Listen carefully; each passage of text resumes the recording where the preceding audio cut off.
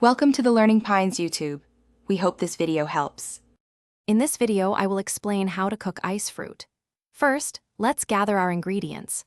You'll need about 1 pound of your chosen ice fruit, plus 2 tablespoons of your favorite sweetener.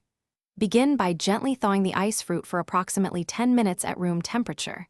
This helps prevent any damage.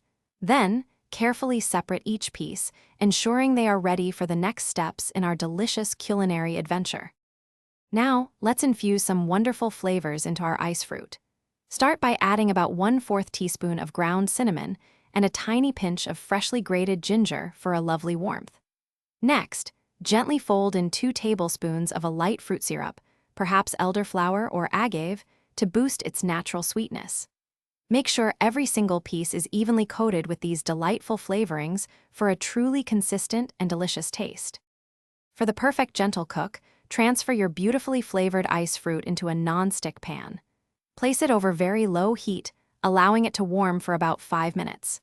The key here is to maintain a consistent, gentle simmer, ensuring the fruit softens without completely melting away. Continue cooking until each piece becomes slightly translucent and wonderfully tender, yet still perfectly holds its unique shape. Finally, it's time to present your exquisite ice fruit. Artfully arrange the warm, tender pieces on small dessert plates or in elegant serving bowls. For a beautiful finish, garnish each serving with a fresh sprig of mint and a light dusting of powdered sugar. Serve this unique, refreshing dessert immediately, perhaps alongside a small dollop of vanilla bean ice cream or a swirl of whipped cream for an extra special treat. Thanks for watching. Consider subscribing if we helped you.